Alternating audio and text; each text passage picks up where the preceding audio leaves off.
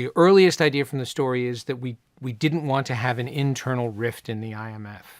It felt as though several of the movies had done that, and we didn't want to do that again. At the same time, we knew we had to have some sort of a pressure on the team. You had to have somebody coming down on the IMF, and that was the introduction of the CIA as an element that was creating pressure on the IMF other than the villain. So we knew that was something very early on.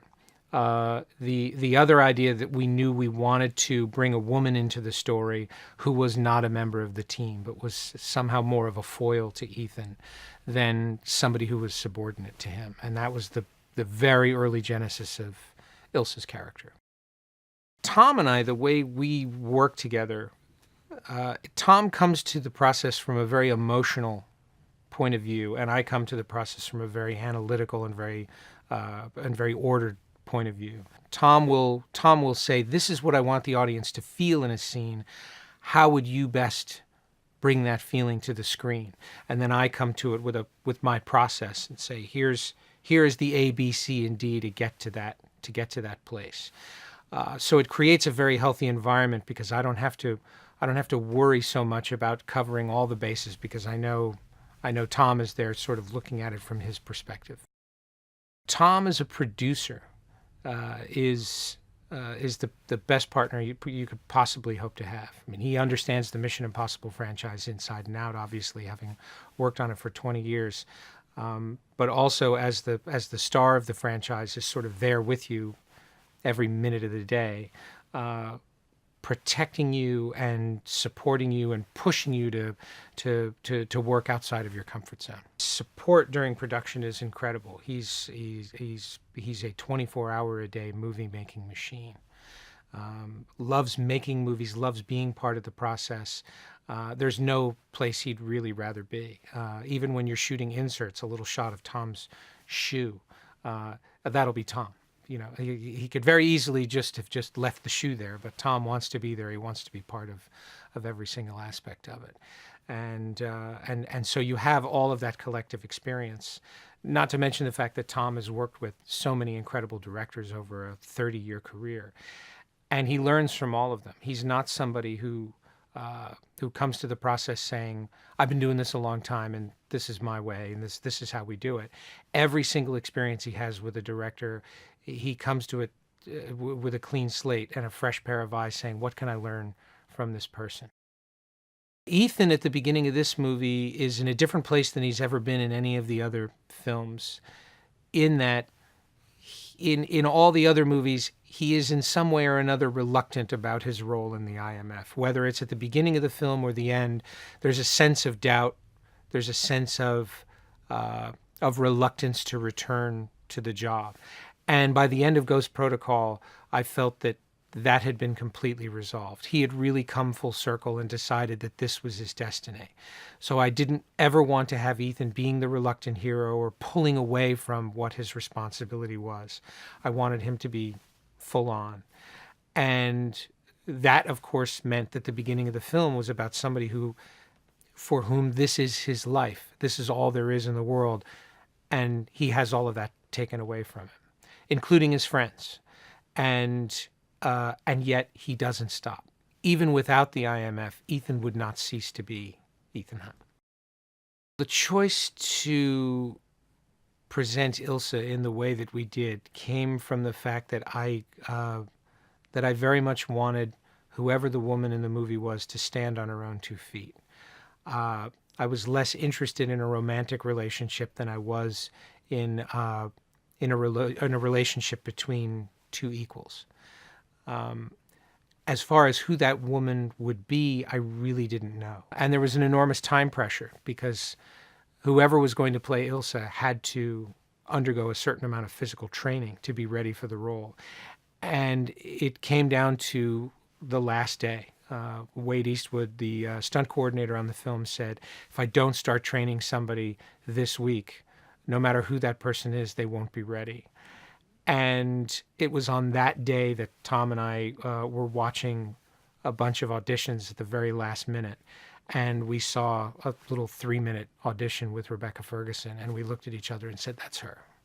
That's who we've been looking for." And so we very quickly flew her to London and had a screen test with her. And she was fabulous. We knew when she walked in the room, she had the job. The casting of Alec Baldwin was sort of a no-brainer to me. I feel like Alec has over the years become this incredibly reliable, uh, incredibly dynamic actor in everything that I see him do. He's very strong, very self-directed actor. He's very self-critical, and makes my job very, very easy. Wade Eastwood, our stunt coordinator, who is absolutely incredible at keeping people safe while they're doing some of the most dangerous things I've ever seen a human being do. Um, and safety is an absolute paramount concern with him, which means there's a great deal of trust. There's a great deal of comfort. And so when you're doing something along the lines of some of the things that we've been doing in this movie, there's always that certain element of fear. There's always a certain element of apprehension about what it is you're doing. But when you would look at Wade to say, "Can we do this?" and he'd say, "It's no problem," you knew it really was. And remarkably, the entire movie went off without a single injury, despite some incredibly dangerous stunts that we were doing. I was in France early on in pre-production and went to the opera there and was suddenly struck by this beautiful building and thought someone should shoot an action sequence in here. And that inspired the opera sequence. And then, of course, we had to decide where that was going to take place. I had a real interest in Vienna very early on. I was a huge fan of The Third Man, and also felt Vienna was a city that really hadn't been exploited. And so we went to Vienna to see if the opera house there was at all suitable for what we wanted to do. And it was walking around the opera house, which was very different from the opera house that had inspired the sequence, that we realized that it was perfect. Now, of course, the rooftop section of the sequence, that's straight up Tom Cruise. I originally had Ilsa and Ethan finish that sequence and burst out the back door, get in a car, and drive away. And Tom was the one who said, "This is Mission Impossible. Anybody can go out a door. There's got to be another complication. There's got to make it harder for us to get out." Morocco first entered into our thinking because Morocco had a highway that we could use for the motorcycle chase.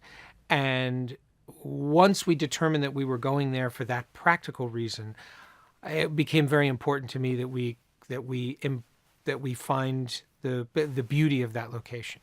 It was very important to me that each one of the international locations we went to was not lost behind all of the action. I really wanted to make this for an international audience, and I wanted to bring you to places that you might not otherwise be able to go to.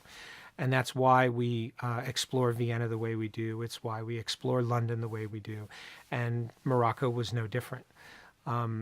So we, in our scouts, we were looking at, in Casablanca, we looked in Rabat, we looked in Marrakesh, and there were things that I liked about all of them, and decided we're going to use all three. The staircase, for example, the Rabat steps. As soon as I saw that location, I knew exactly what I wanted to do there. It took us very much out of our way to do it, but I knew that that was going to be a very important and almost signature moment within the car chase. We knew we needed some sort of a stunt, some sort of a spectacle.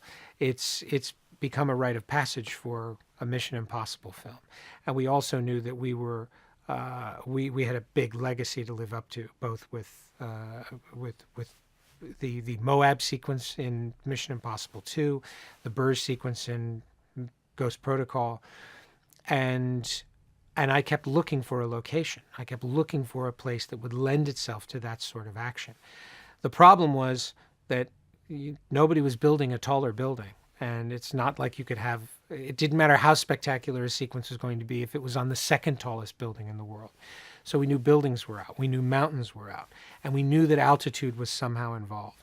And so when Jim Bissell, the production designer, came to me with a full-scale model of this airplane, I looked at it and said, "What if you were on the outside of that plane?" And Tom said, "Yeah, I think I could do that." Well, I think the Mission Impossible films have resonated so strongly for so long because they represent a very specific sort of wish fulfillment. What I realized when I sat down to actually work on the franchise, when I analyzed all the movies put together, in each and every instance, Ethan Hunt is able to do superhuman things, but he is not superhuman. He's always aided by technology. In Mission 1, he is able to fly. In Ghost Protocol, he's able to climb on the side of a building. In each and every one of those, in Ghost Protocol, he's able to become invisible. But in each and every one of those things, there's a very specific technological advantage that allows him to do it, that makes it feel like it's almost real and that anyone could do it. And I think that's one of the things that makes the movies so fun. You don't have to be a superhero to be Ethan Hunt. No matter which Mission Impossible film you're watching, you're in for the ride of your life.